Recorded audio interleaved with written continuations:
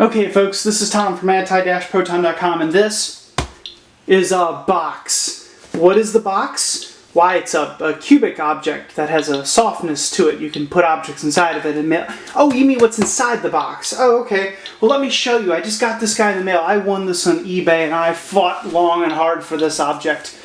And I didn't care. I was going to get it with this big, giant, choppy knife. Let's open this guy up and see what's inside of it. All right.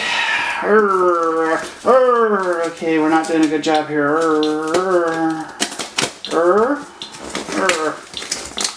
Oh, good God. Alright. Okay.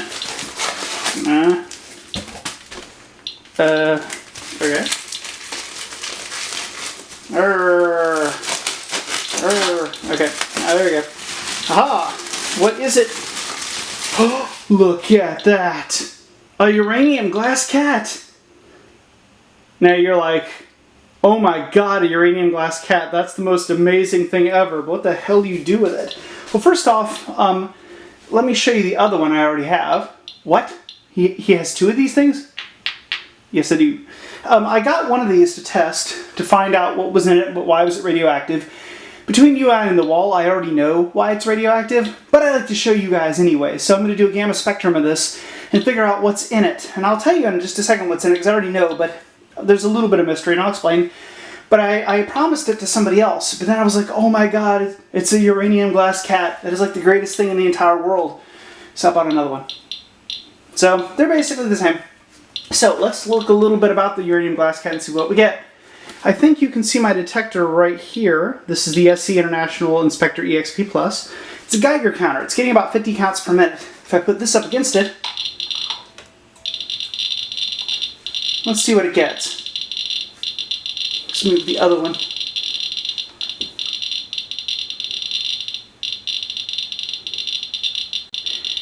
So as you can see, it pretty much maxes out around 1350 to 1400 counts per minute. I mean, that's not bad. Maybe a little more if I get it on the butt. So it's not really that radioactive. Oops. The other one is actually maybe a little bit more radioactive, but not by much. Maybe a couple hundred counts per minute more. So pretty similar. Now to give you an idea on the Polymaster here, so this is 8 counts per second is what this thing is getting. And let's go to measurement gamma. So this is going to give us a real actual background reading of about 0.6 microsieverts per hour. Unlike a Geiger counter, which is not able to give you this kind of value, like milliroentgens per hour or sieverts per hour, you can't use those kinds of things on a Geiger counter because they're not actually energy sensitive. They're not able to discern the difference between two energies of particle that enter them, but this thing can. So let's see what we get off of this. So 0.06 is our background. Put you on top. Meow. Stay right there. Now let's see what it goes to. 0.2, 0.22, 0.17, give it a second. Confidence number over here is increasing, or decreasing rather, which means it's good. And it's not that much above background. So far it's only 0.03, a little bit more, 0.05. So it's not even double background, but it's close to double background, but that's not much. And from just a few inches away you can't detect it at all. So you see, the stuff's reasonably sensitive. Sensitive, yeah, the equipment's quite sensitive. The stuff is reasonably safe to have around. Obviously, if it breaks, you don't want to ingest the powder. You don't want to eat off of it. So these cups, like this guy, these little cups and things, they're neat. But you don't want to eat off of these things if you can avoid it, because they are radioactive. So if you know anybody who eats off of these things, like my father, who doesn't seem to be able to listen to my advice not to eat off of his green glassware,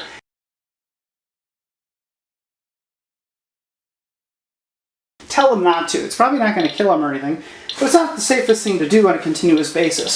So, let's check this guy out on the Polymaster and see what we get. Now my Polymaster is using a sodium iodide detector. This is a 44-2 1-inch sodium iodide scintillator, which detects gamma radiation, which comes off of this cat. Now, we're in times 10 mode, so this is 0, what is that, 1,000, 2, 3, 4, 5,000 counts per minute. Around 2,000 is my background, so that seems to be about where it is anyway. So let's put this on this and see where it goes. Oops. It's kind of hard to do this one-handed. Let's get the sound on. This is better with the sound. So that's background. Wow, only 1,000 counts per minute, maybe 2. Switch to slow-mo, slow response, get a nice accurate reading. Yeah, 1,800 to 2,000 counts per minute additional. So that's not that much. And if you use one of these smaller tubes, like the CRM100, same exact tube as the Gamma Scout, and a lot of other smaller devices, you're not going to get much of anything off of one of these guys. A little bit. So they're not really that dangerous to have. But the question is this: why is it radioactive? Now, of course you know it's uranium. I already said it's uranium. I mean, it's the Uranium Cat, right? That's the whole point. But is it natural uranium? Look at all the paper all over the place from the box. Is it natural uranium or is it depleted uranium? That's a good question. Well, in the dark, we see right off the bat that a black light turns it green. Now, that's because of the uranium inside of it. Uranium sometimes glows green depending on its oxidation state. So there.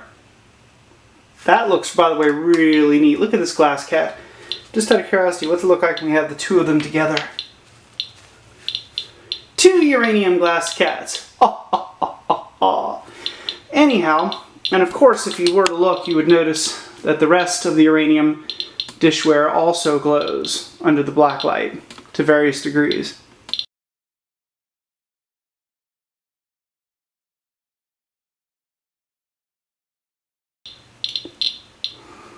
As well as any weird stuff stains on my carpet. CSI, what's that? Ew, how did it get there? Icky. So, what could be causing this glow? Well, I'm starting a gamma spectrum, as you can see right here. This is, of course, running from the Polymaster that's currently being crowded by these glass cats.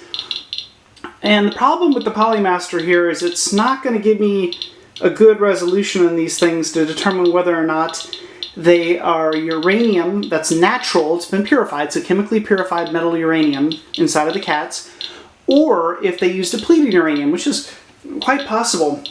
These things came in food, like soap, like oatmeal, things like that. You'd literally open your laundry detergent and find these things, as well as the other dishware I have over there, and you'd pull it out and you'd get the collections of these things.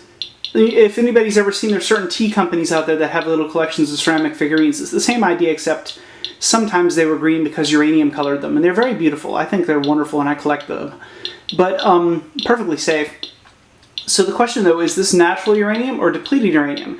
We're going to need a much higher resolution scanner to figure out what this is. So we're going to take this down to the lab and run it on the bigger gamma spectrometer and see what a cleaner spectrum looks like.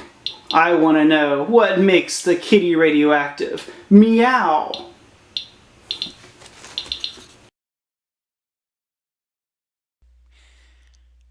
Alright, so 128 minutes in the detector provided this nice clean spectrum from, I know that says 4.32 kilo-electron volts, but it's actually, it starts at about 13. That's when I really start picking up an actual spectrum. Maybe 14, somewhere right around there. And there should be a good peak right at 13 I'm not seeing, so I'm guessing around 14 is where that starts. And I'm really going to about 2,100 keV, if you like, or what would that be, 2.1 MeV.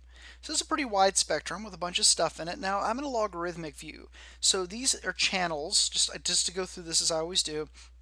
These are channels. This area I just selected, that's a bunch of channels. In fact, let me deselect it. These channels run from left to right. On the left side, you have low energy channels for low energy gammas that are detected. On the right, you have high energy. So whenever the detector detects a gamma ray, it drops it in one of these little channels based on what energy it is, and they build up. So like this particular channel I just selected is channel 365, and it has 207 counts that occurred in that channel that had an energy we think to be right around 677 kilo-electron volts, okay? It's kilo-electron. I just always say kilo. It's the way I pronounce it, so sorry about that. Sometimes people correct me, like, that's not right. Well, I just pronounce things weirdly. I know exactly how to write it, know how to spell it, know what it means. I just mispronounce it correctly. Anyway, so basically put, maybe that helps you a little bit. I like to explain it because sometimes people that come to my videos don't know what these things mean. So basically channel 44 or channel 169, there's the channel indicator 169, 232, 4, and it goes all the way up to channel 1024. So there's 1024 channels, and this is the number of counts that ended up. So the highest one, for example, is probably right around here. Which one is highest? Okay, that one. Channel 49 received 15,769 counts. That means 15,769 gammas arrived that had approximately that energy, which we believe to be 89.617 kiloelectron volts. Okay, so you get the idea. So lower energy, higher energy, counts. And that's how it works. So we're in a logarithmic view. So everything's logarithmically displayed so you can see it all on one screen. We can switch to linear, which I'll click the linear button. Oh, look at that, a mess. Let's change, see what I'm changing? I'm changing the y-axis here so it represents more and more counts. Kind of zooming in a little bit. Let's go like that, and then we're going to just kind of go up here and smooth that a little bit. Give it a 3-point smooth. Okay, so now maybe this looks a little different. It's the same spectrum, you're just seeing it differently. Let me kind of highlight a bunch of it. Why are we not able to highlight things? Well, let's highlight the other direction. Okay, so maybe that'll make it seem a little bit more noticeable. So this is directly linear, so stuff is exactly equal in ratio to the way it should be. And you notice that what happens when you do that, some of these peaks over here disappear. That's why logarithmic view lets you see it more like this, where this count right here is 168 counts. This count up here is 14,000, so it's logarithmic. So it really just depends on how you want to see it. So anyhow, anybody who's familiar with gamma spectroscopy probably already knows exactly what that looks like, but we're going to go through it anyway. So clear ROIs. Oops, there. And let's switch back to logarithmic and let's explain. So for starters, this little guy right here is probably X-rays. There are a couple peaks that can form over in the side from uranium. And uranium daughters, and this is probably one of them. I wasn't able to decide exactly which one this is because there's a couple right here that could be causing this guy.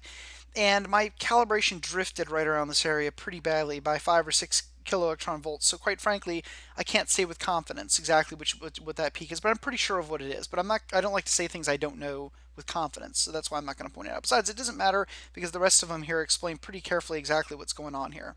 All right, so moving right along. First off, we have, let's see, right about here at 63.29 keV, we have thorium-234. So this guy, let's highlight it, is thorium-234. Thorium-234 is one of the decay series from uranium-238. So uranium-238, which is basically non-useful uranium. It's useful. You can do stuff with breeder reactors and things, but basically uranium-235 is what splits. That's what goes boom and does things like that. Uranium-238 is the majority of uranium you find in the world. Over 99% plus is uranium-238. Uranium-238 decays by half. It has a half-life of approximately 4.5 billion years. So like it's barely it's only decayed by about half in the entire length of time the Earth has existed. Okay, it won't drop to 1% in less time than the entire length of the universe. I mean, it's a pretty long-lived radionuclide. It decays by alpha emission, and it decays to something called uranium-234. That's what produced this. It also produced these two. Now you're like, what do you mean these two? That looks like one peak. Let's zoom in a little bit. It's actually two. It's hard to see. You see that's kind of lopsided. Part of that's because of my detector's efficiency changing with respect to energy, but it's also because we have two peaks in here too. And basically put the peaks you have in there are going to be 92.38 kiloelectron volts and 92.8. Just trust me, they're there. They're both inside here. If I had a high purity germanium detector, which costs more money than you could possibly imagine, we could see these nice and separated. Like if I had a good one, they'd be pretty close even on a high purity germanium detector, but you could do it. This guy, it's not happening. I'm sorry, friends. This is a sodium iodide detector. We're not getting that kind of resolution. And I have a good sodium iodide detector, by the way, and I'm not getting that kind of resolution. We'd have to have like the light from above shine down upon my detector for that to work, and it ain't happening. So anyway, that's uranium-234. It actually has a half-life, ironically, of 27 days. compared to its parent, which is 4.5 billion years. Oh my God, that's a difference. In scientific terms, we would call that a secular equilibrium. But anyway, it's 27 days half-life at beta minus decays, and it's going to turn into something called protactinium 234. So, and that used to be called protoactinium, which I thought was kind of interesting. But anyway, that's PA 234. And so we're going to get some PA 234 peaks that are going to appear. Now, we're going to look at those for a second, then we're going to go back to this. So let's switch to linear for a minute and build this guy up. Let's see. Actually, let's go back to logarithmic and let me kind of break over here. Where will we find them? Here's one right here. There's one. And there's one. They don't stick out much, but that guy right there is 766.36 keV. That's a protactinium's spectrum, and so is this guy right here at 1001.03. That should be the metastable version of it, I believe. So basically, put that right there is also a child of uranium 238. It is a child of light. No, it's a child of uranium 238. And it lasts for 27 days, more or less, not exact, but just like 230, thorium 234. Isn't that kind of neat? So they have like the same freaking life just about. And it beta decays into something called into something called thorium 230. Now, we don't have any major peaks in here from thorium 230, but that has a half-life of 75,380 years. So that's pretty much why you don't see other stuff in here you'd expect to see. Normally for uranium, you expect to see radium 226, and you expect to see bismuth 214 and lead 214, all that garbage right in here, and none of it's there. The reason it's not there is because this has been chemically purified, not like enriched or anything like that, but chemically purified. So basically, just like they take iron ore and they remove the iron from the ore, they did the same thing with uranium. You're not going to get a lot of bismuth and lead and stuff because those can be extracted pretty easily and chemically. So let's get back to some of these little guys over here. Here's some interesting ones. Oops. Let's click over here. Click, click, click. This guy right here and this one right here are really neat. This guy's hard to see on my detector. Just trust me, it's there, but it's hard to see. And I shouldn't say trust me. You never trust anybody. Trust me, the science is there. If we switch to linear view, I like to prove things, you can kind of see it starting to form a little bit right here. It's hard to see exactly, and it does have net counts if you see. That means my device has decided that there's more counts in here than what it expects to see. And what this guy right here is uranium 235. Yeah, that's right, uranium 235, the fissile type, the type that goes boom. It exists in all uranium, so you always see it. It's not like unusual to see, but the fact that we see it in the spectrum tells us this isn't depleted uranium. There would be trace uranium 235 in depleted uranium, but it would be very small. The fact that we see a nice solid peak here, and not so nice, but still a peak here from uranium 235, these are both from 235, tells us this is natural uranium that's been purified, because you can find depleted uranium too. By the way, for all you people that think depleted uranium is like this horrifying thing that destroys all of mankind, well, it is pretty bad, and it really needs to stay out of the environment. Let me just point that out.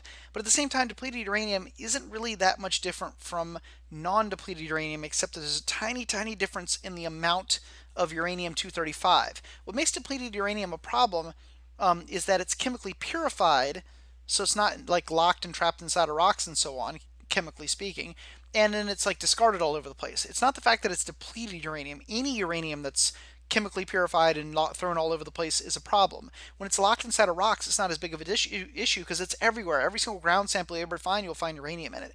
So people mistakenly don't quite understand why depleted uranium is bad. It's bad. I'm not saying it's not bad. I'm simply saying it's not bad for the reason people think it's bad. So this guy right here is at, let's see, 145.76 kiloelectron volts, and this guy's at 185.71. Now, the funny thing about it is usually you find radium-226 right around the same one. It's 186.31, I think, off the top of my head. Something like that. So it's right around 186, and they're so close you can't resolve the difference between them with a sodium iodide detector like mine. And so if I saw this same peak in a spectrum, I would have to probably label it radium-226 if I knew this was natural uranium. But of course we know this is not natural uranium, so let's get back here. And there's one more little straggler on our list. You're like, but Tom, what is this crap and what is this? And how do they affect things? Well, this guy right here is at 1461 keV. My spectrum's a little off in its calibration, 1454, but that's not bad. For 128-minute spectrum outside of my detector chamber, I did not test this in my detector chamber because my knee is sprained, so it's kind of hard for me to get down there right at this moment. For almost an open error test, that's not bad whatsoever. This is 1461 keV, which comes from potassium 40 decay. Now, this is probably environmental. There may be some in the glass, and I can't tell you for sure what's the actual cause here, just because I didn't test this in my testing chamber where I have a much clearer background. But there's probably a little bit in the glass. There almost always is, and the rest of it's probably environmental. And this is just potassium 40. Potassium is found all throughout nature. It's perfectly normal. So what do we see here? We see, when you see these two guys sitting here, you know you have chemically these two big humps sitting right here. Let's go back to linear and show what they look like. See these two big guys sticking up right here. That tells you that you have uranium-238 in some variety, some way, shape, and form. 63 keV and 90, 92, somewhere in there. Okay, that tells you that. The presence of this guy right here in any reasonable, appreciable amount, right at 180, what is it, 182, 183, 184, 185, it should be 185, it's a little off of my calibration. That tells you you have uranium-235. So if you have this and you have this, you have natural chemically refined uranium.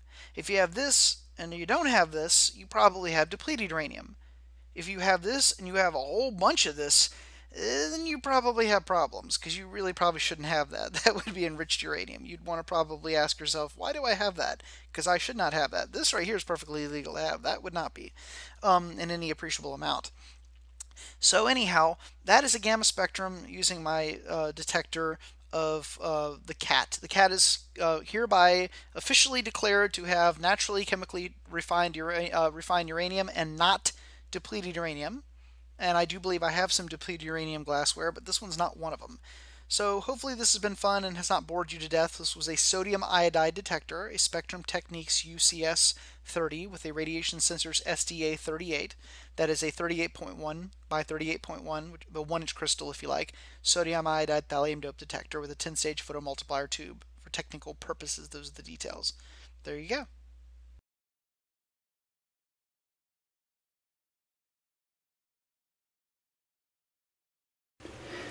So we're going to end everything with a little bit of gratuitous Geiger counting. Why? Because everybody likes Geiger counters, everybody likes their little noises and things that they make, and everybody likes it when they make a lot of sound. So, do you have anything here that makes some good sound? There we go. I think this one does some good sound too. What about you?